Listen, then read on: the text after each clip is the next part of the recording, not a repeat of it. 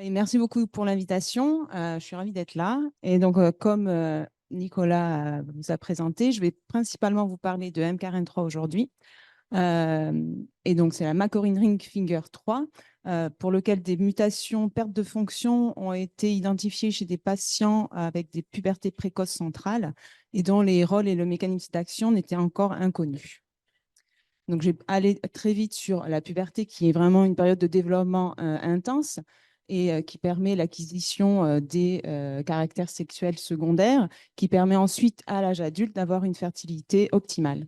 Et donc, l'âge de la puberté suit une courbe gaussienne. Et donc, il est établi que chez les filles, une puberté normale arrive entre 8 et 13 ans, et chez les garçons, entre 9 et 14 ans. Une puberté qui pourrait arriver avant 8 ou 9 ans, on appelle ça donc la puberté précoce. Et une puberté qui arriverait après 13 ou 14 ans, on parle alors de retard pubertaire.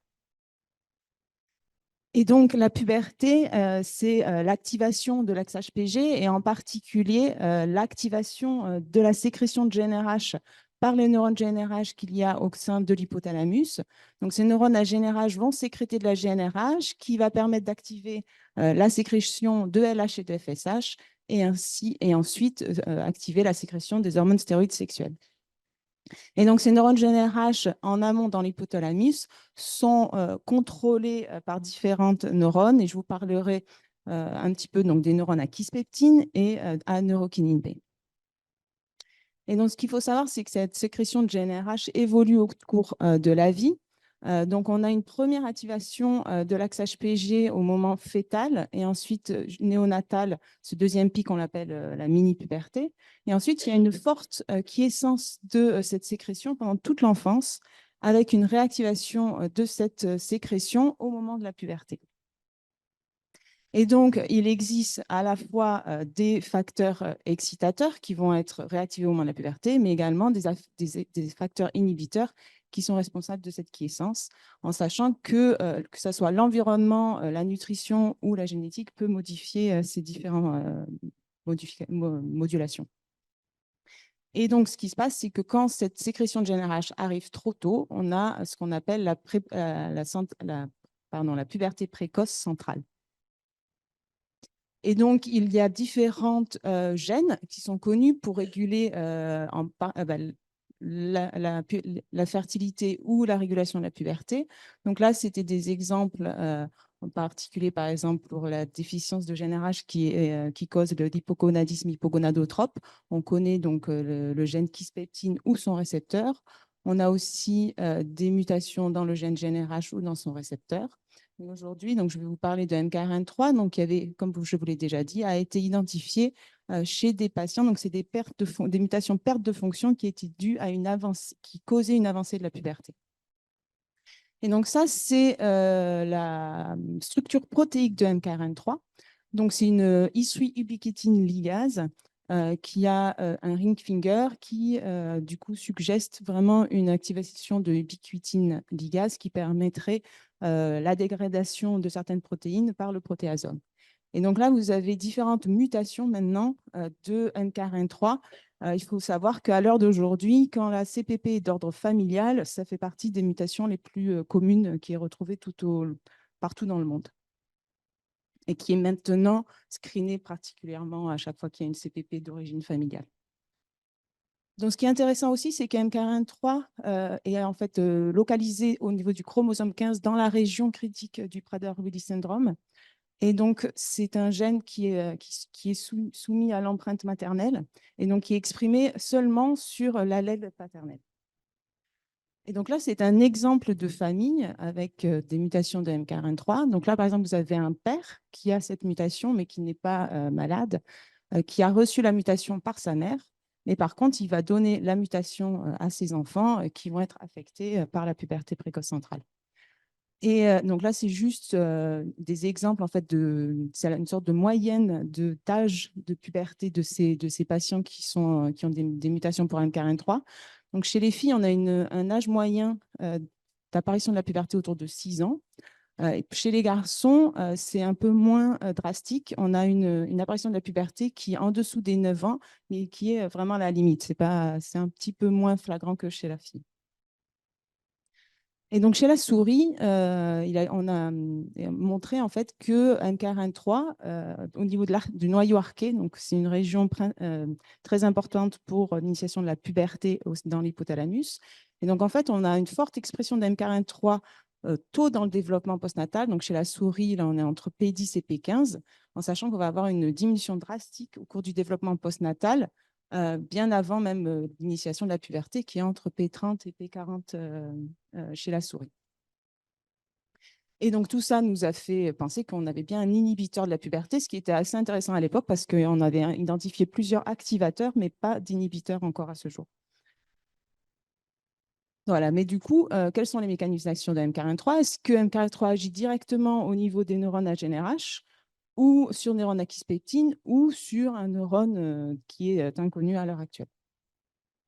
Et donc là, c'est le but, et c'est ce que je vais montrer, c'est qu'en fait, pour pouvoir établir en fait, ces mécanismes d'action, on a utilisé une approche combinée d'in vitro et d'in vivo.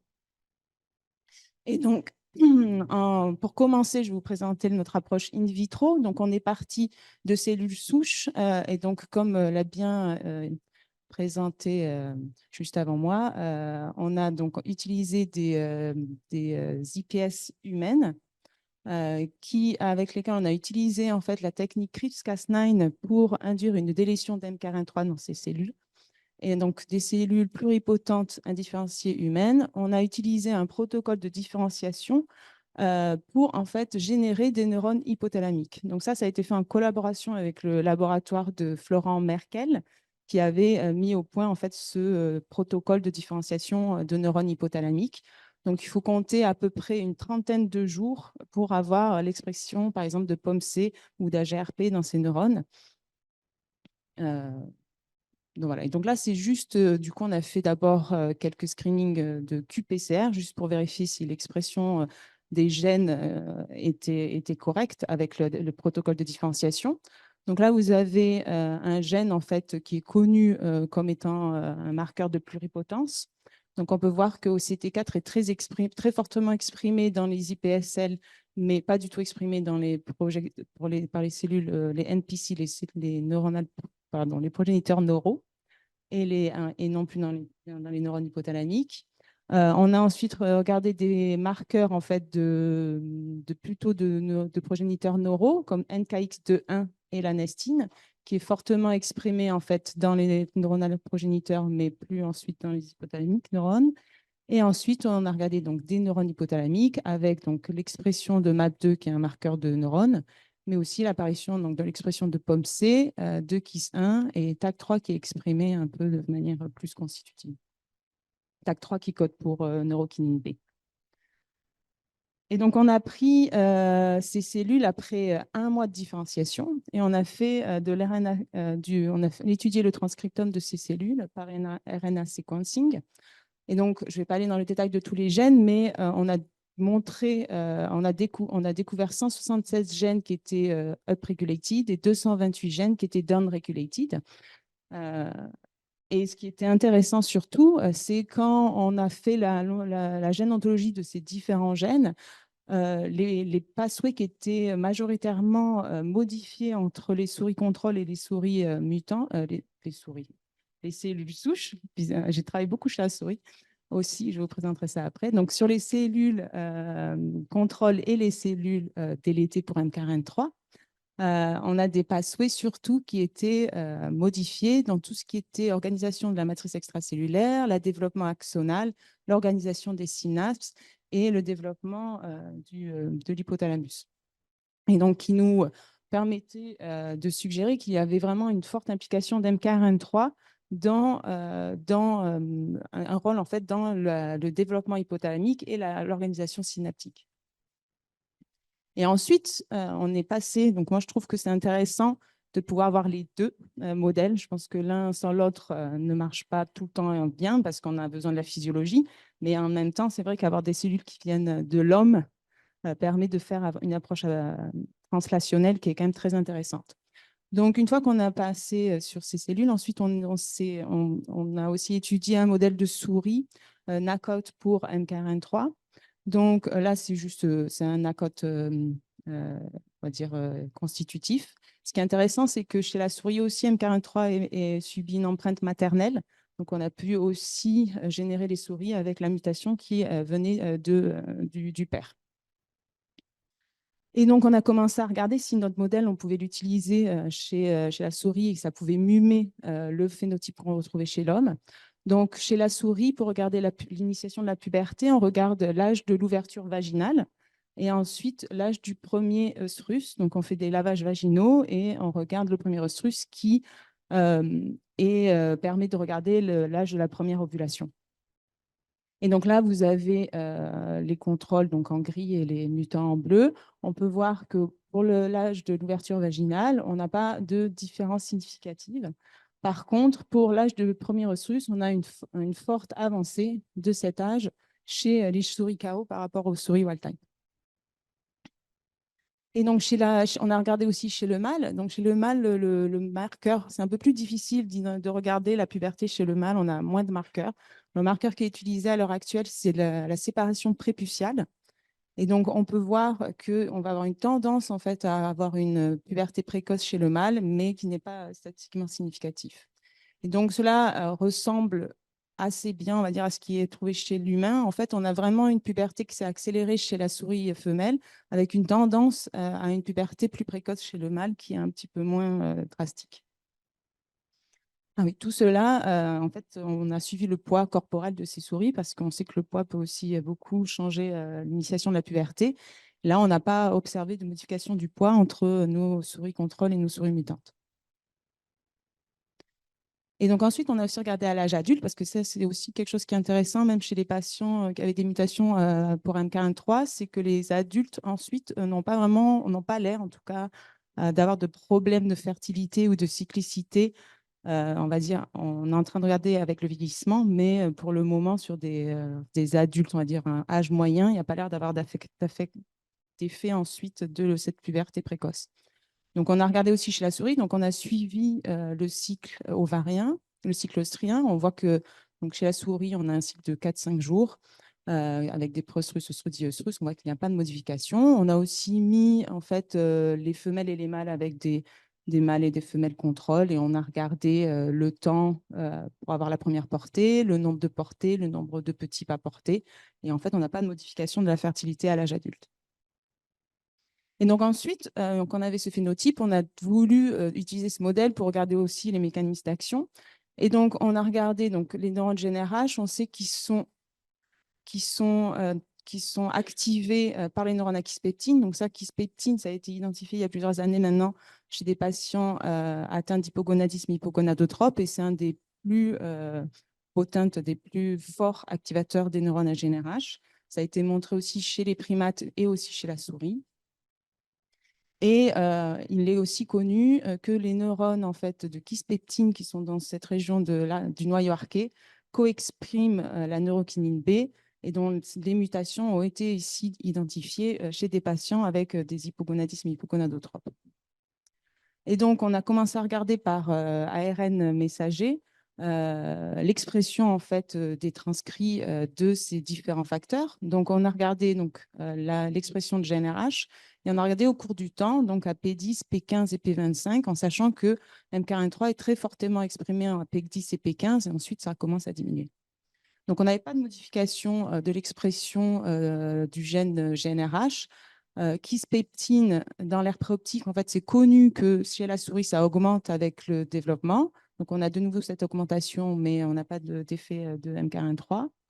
On a regardé dans le noyau arqué également, où il n'y avait pas de modification ni de l'expression de KIS, ni de l'expression de TAC3 qui code pour le gène pour neurokinine B. Et donc, on s'est demandé à ce niveau-là, mince, on n'a pas d'effet en fait sur les transcrits de ces différents facteurs qu'on connaissait importants en fait dans l'initiation de la puberté. Mais comme MKR3, c'est aussi une isoubiquitin ligase, on a voulu regarder au niveau protéique si MKR3 pouvait agir directement sur les niveaux protéiques. Donc, on a regardé par immunohistochimie l'expression d'abord des neurones à GnRH Donc là, vous avez l'expression de GNRH dans l'aire préoptique. On voit qu'il n'y a pas de diminution en fait, du nombre de ces neurones. Il n'y a pas non plus de modification. En fait, ces neurones à GNRH vont projeter dans l'éminence médiane.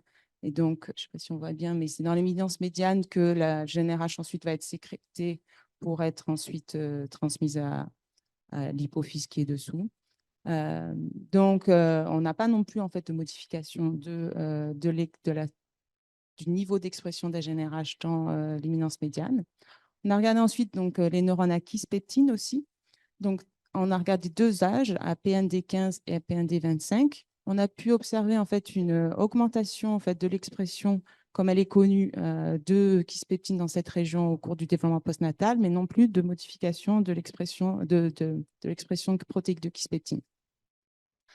Ensuite, on a regardé aussi dans le noyau arqué, et c'est de la même manière, on a vu une augmentation en fait de niveau d'expression de kispeptine avec avec le développement postnatal, mais pas de modification significative des niveaux avec les souris knockout. Par contre, de façon intéressante, on a aussi regardé neurokinine B et neurokinine B qui aussi augmente avec le développement. On a en fait une plus forte augmentation de neurokinine B chez les souris knockout pour MKR3. Et donc, il semblerait que MKR3 puisse agir en fait en diminuant l'expression de neurokinine B dans le noyau arqué.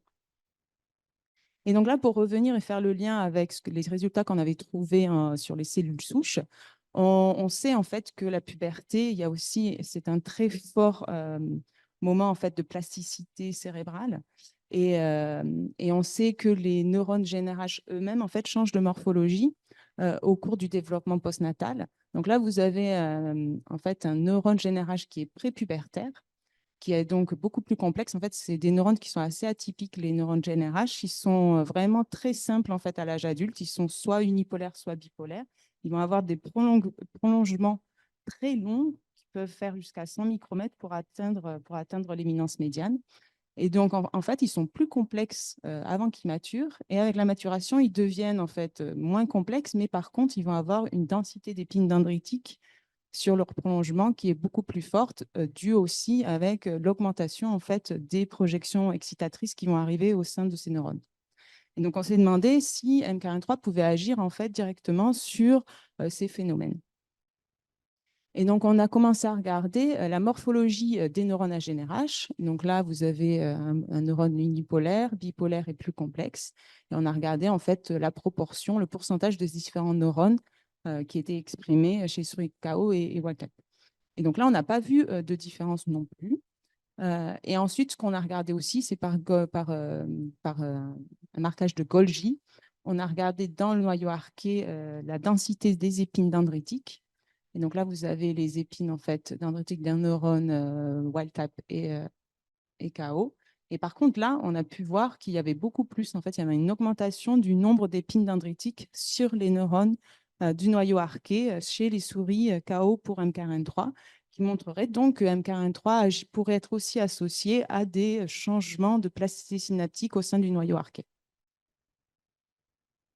Et donc ensuite, pour avoir une approche un peu moins, on va dire, en regardant des cibles qu'on connaissait déjà, on a fait une analyse protéomique, en fait. Donc, on a pris ça chez la souris dans le noyau arqué au jour postnatal 15.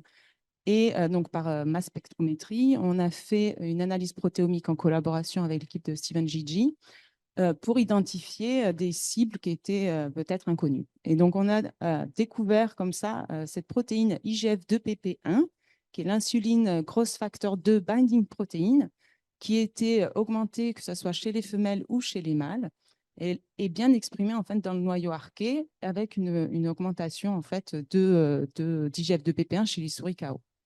Et donc ça, c'était assez intéressant parce qu'en parallèle, on avait aussi fait une approche d'interactomique. Alors là, c'est plus des cellules EC et des cellules SHSY. Et cette approche d'interactome avait identifié également IGF-2BP1 comme une des cibles en fait, d'MKR1-3. Donc là, on a pu montrer que MKR1-3 pouvait interagir avec IGF-2BP1 et modifier en fait, son expression protéique. Ce qui est intéressant aussi dans cette, donc ça c'est la cible en fait par les interactomes, on a identifié 85 protéines qui interagissent avec mKRN3. Donc, je vais pas aller dans les détails, mais par exemple, PABC1, c'est aussi du coup une protéine qui est connue comme pour interagir avec IGF-2BP1 et a été aussi montrée comme étant interagissant avec mKRN3. Donc, il semblerait qu'il existerait un complexe qui comprendrait IGF-2BP1, PABPC1 et mKRN3. Et donc, maintenant, je ne suis plus chez Ursula Kaiser, mais les postdocs qui sont après moi sont en train de chercher en fait quels sont les liens entre toutes ces protéines. Et donc ça, c'était intéressant parce que IGF-2BP1, ça appartient en fait à c'est un mRNA binding protéine. Et en fait, ça a été c'est très connu comme étant très important pendant le développement embryonnaire. Mais par contre, en fait, son expression était connue comme diminuant énormément après la naissance. Et en fait, il semblerait que son expression soit vraiment très ciblée à certaines régions du cerveau postnatal. En fait, c'est très exprimé en fait chez les cellules cancéreuses. Donc, normalement, à l'âge adulte, IGF-2BP1, quand c'est exprimé, ce n'est pas vraiment une bonne chose. Et donc, c'est assez marrant parce que Kisspeptine, par exemple, a été aussi découvert au début comme étant un suppresseur de tumeur. Et donc, voilà. Et donc, par contre, ça avait été identifié. Donc, IGF-2BP1, en fait, ça bind en fait, des ARN messagers, soit pour en fait, les transporter, soit pour en fait, attendre qu'ils soient traduits à l'endroit approprié, soit pour les envoyer à la dégradation.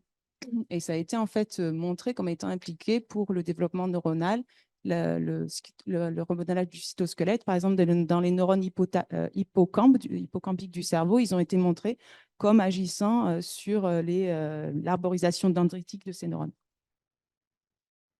Donc voilà, et donc pour conclure, là c'était les différents. Donc je trouve que l'approche en fait combinée in vitro et in vivo nous a permis en fait d'identifier qu'mKRN3 semble en fait être important pour le contrôle en fait du développement hypothalamique et de la plasticité. Qu'on a démontré en fait qu'il pouvait agir via, en tout cas en partie, via un neurokinine B. Et on a identifié en fait IGF-2BP1 comme étant une des protéines. Et en fait, maintenant, on sait aussi que IGF-2BP1, mKRN3 et neurokinine B interagissent les trois ensemble. Donc voilà, donc c'est juste pour avoir un petit résumé de ce que je vous ai dit. Donc là, on a vraiment la sécrétion de neurones générales qui va augmenter au moment de la puberté. On savait en fait qu'on avait une très forte augmentation en fait des différents activateurs, Kisspeptine et neurokidibine à ce moment-là. On a pu identifier qu'il existait aussi une diminution en fait d'expression de différents inhibiteurs. Et en particulier mKRN3, il semblerait qu'il pourrait agir en fait même plus tôt au niveau des développements postnataux entre P10 et P20 pour agir au niveau de la plasticité et le développement de l'hypothalamus via en fait une action par IGF-2BP1 et neurokinine B. Et donc, voilà. Et donc, je veux finir en fait par remercier tout le laboratoire d'Ursula Kaiser dans lequel j'ai travaillé et que j'ai fait cette étude, puis tous les collaborateurs avec qui on a pu travailler. Puis je vais remercier aussi l'équipe de Sakina Mautikeja dans laquelle je suis à l'heure actuelle. Et je vous remercie de votre attention et je prendrai toutes les questions. Merci.